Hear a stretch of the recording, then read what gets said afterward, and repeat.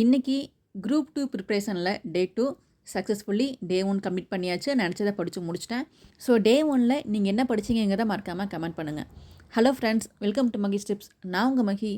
இன்றைக்கி டே 2ல் நான் படிக்க போகிற டாபிக் வந்துட்டு தமிழில் குறில் நெடில் வேறுபாடு அண்ட் அதோட ப்ரீவியஸ் இயர் கொஸ்டினில் நான் உங்களுக்கு டெலிகிராம் சேனலில் ஷேர் பண்ணியிருக்கேன். கிறிஸ்டோபாவோடது அண்ட் ரகல வேறுபாடு, அது 4 வேறுபாடு இருக்கும். 4 சேர்த்து பார்க்க போகிறோம். ஸோ இது நான் உங்களுக்கு ஆல்ரெடி வந்துட்டு காலையிலே டெலிகிராமில் ஷேர் பண்ணிட்டேன். எனக்கு நீங்கள் தெரியும் சண்டே வீடியோ போட்டு லேட் ஆகும் அப்படின்னு. ஸோ இன்றைக்கி நைட்டுக்குள்ளே வந்துட்டு இந்த ரெண்டையும் ஃபுல்லாக படித்து முடிச்சிடணும். படித்து முடிச்சுட்டு நான் எப்போ யூஸ் பண்ணுற மாதிரி நித்ரா டிஎன்பிஎஸ்சி ஆப் இருக்குது பார்த்தீங்களா, அதில் போயிட்டு நான் படித்த டாபிக்ஸை அப்போதைக்கு டெஸ்ட் போட்டு பார்த்துருவேன். ஸோ நீங்களும் வந்துட்டு டெய்லி படிக்கிறது அப்பப்போ டெஸ்ட் போட்டு பார்த்துருங்க. நித்ரா டிஎன்பிஎஸ்சி யூஸ் பண்ணால் கூட ஓகே, இல்லை நீங்கள் ஆன்லைன் டெஸ்ட் கூட நிறைய போட்டு பார்க்கலாம். குரூப் 4 எக்ஸாம் முடிஞ்சு 2 வீக்ஸ் ஆச்சு. ஆனால் இன்னுமே வந்துட்டு பலரால் உட்காந்து படிக்க முடியல. என்னாலையும் தான். நானாக கொஞ்சம் ட்ரை பண்ணிகிட்ருக்கேன்.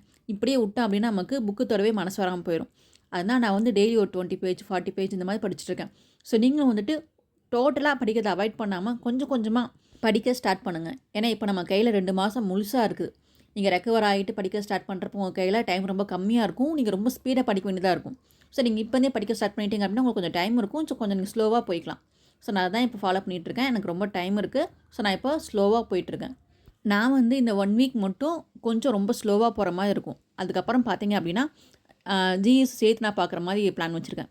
ஸோ இந்த 1 வீக் வந்துட்டு ஃபஸ்ட் 3 டேஸ் வந்துட்டு தமிழ் மட்டும் பார்க்குற மாதிரி, 4th and 5th டே வந்துட்டு ஜிஎஸ் கூட சேர்த்து மேக்ஸும் பார்க்குற மாதிரி நான் பிளான் வச்சுருக்கேன். ஸோ இந்த மாதிரி கொஞ்சம் உங்களுக்கு படிக்கிறத கொஞ்சம் இன்க்ரீஸ் பண்ணிகிட்டே போனீங்க அப்படின்னா உங்களுக்கு கஷ்டம் தெரியாது. ஒரு 10 நாள் புக்கவே தொடாமல் நீங்கள் ஒரே மூட்டை உட்காந்து ஒரு டார்கெட்டை முடிக்கணும்னா கஷ்டமாக இருக்கும். ஸோ இந்த மாதிரி கொஞ்சமாக நீங்கள் படிக்க ஸ்டார்ட் பண்ணுங்கள். நீங்கள் குரூப் 2க்கு பிகினராக இருந்தீங்க அப்படின்னா நீங்கள் ஸ்டார்டிங் எடுத்தோடனே வந்துட்டு பாலிட்டி படிக்கிறேன், எக்கனாமிக்ஸ் படிக்கிறேன்னு போகாமல் உங்களுக்கு என்ன சப்ஜெக்ட் இன்ட்ரெஸ்ட்டாக இருக்குதோ ஃபஸ்ட்டு அதை உட்காந்து படிங்க. ஏன்னா அப்போ தான் உங்களுக்கு படிக்க இன்ட்ரெஸ்ட் வரும். நீங்கள் பேசிக்காக குரூப் 4க்கு படித்தவங்க குரூப் 2 கண்டினியூ பண்ணும்போது பாலிட்டி எக்கனாமிக்ஸ் ஸ்டார்ட் பண்ணால் ஓகே. ஆனால் நீங்கள் இப்போ தான் பிகினர் அப்படிங்கிறப்ப உங்களுக்கு பிடிச்ச சப்ஜெக்ட் நீங்கள் படிக்க ஸ்டார்ட் பண்ணுங்கள். ஒரு 1 வீக் பிடிச்ச சப்ஜெக்ட்டை படிச்சுட்டு அதுக்கப்புறம் வந்துட்டு நமக்கு யூனிட் வைஸ் எந்த யூனிட்டில் வந்து அதிகமாக மார்க்ஸ் ஸ்கோர் பண்ண முடியுமோ அந்த யூனிட் படிக்க ஸ்டார்ட் பண்ணுங்கள். தமிழ் பொறுத்த வரைக்கும் நீங்கள் ஃபஸ்ட்டு படிக்க வேண்டியது ஸ்கூல் புக்ஸை படிச்சுட்டு நம்ம அவுட் சோர்ஸ் போகலாம். ஸோ ஸ்கூல் புக்கில் இருக்கிறது ஃபுல்லாக படிச்சுடுங்க. மேக்ஸுக்கு அதே மாதிரி தான் school book sums and previous year questions. So எனக்கு இன்னுமே வந்து படிக்க mind full and full set ஆகலை. அதனால் நான் வந்துட்டு இவ்வளோ ஸ்லோவாக போயிட்டுருக்கேன். ஆனால் இந்த ஸ்லோ வந்துட்டு இப்படியே இருந்தால் கண்டிப்பாக வந்து நான் சிலபஸ் கம்ப்ளீட் பண்ண முடியாது. போக வந்துட்டு கண்டிப்பாக ஸ்பீட் பண்ணியே ஆகணும்.